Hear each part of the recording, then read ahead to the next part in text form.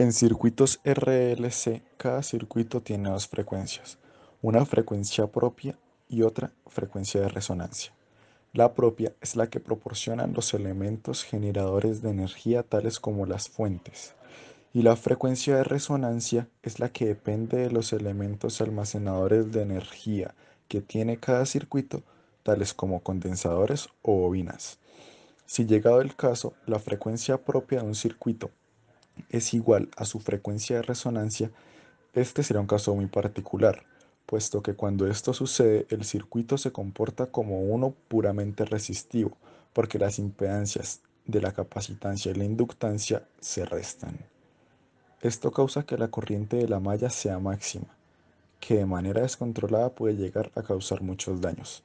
En este laboratorio buscamos brindarle a un circuito RLC en serie una frecuencia igual a su frecuencia de resonancia y así analizar su comportamiento de manera experimental.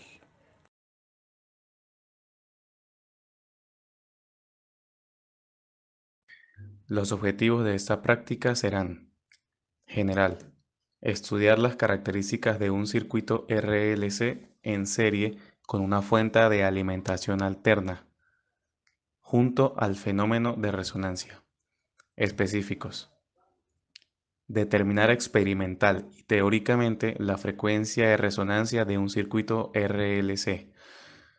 Estudiar el efecto sobre el voltaje en cada elemento del circuito y la corriente eficaz, debido a la variación de la frecuencia dada por la fuente alterna.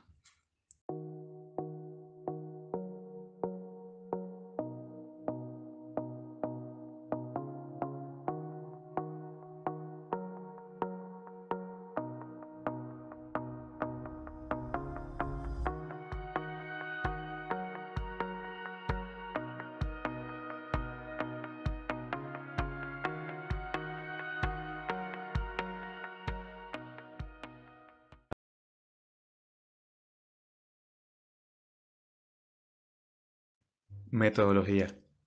El laboratorio tuvo dos fases metodológicas cortas y rápidas. En la primera, se analizó el circuito ya armado anteriormente y con los valores dados por la docente se halló el valor de la frecuencia de manera teórica.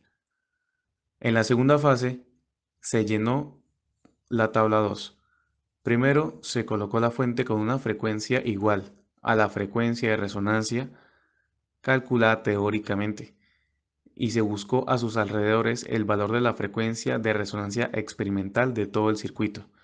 Para cada frecuencia se debió tomar nota de los valores de voltaje a los que se sometieron la resistencia, el inductor y el capacitor. Esto con el objetivo de buscar cuándo el voltaje en el capacitor y en el inductor eran de igual magnitud, puesto que en dicho momento es cuando se obtiene la frecuencia de resonancia experimental.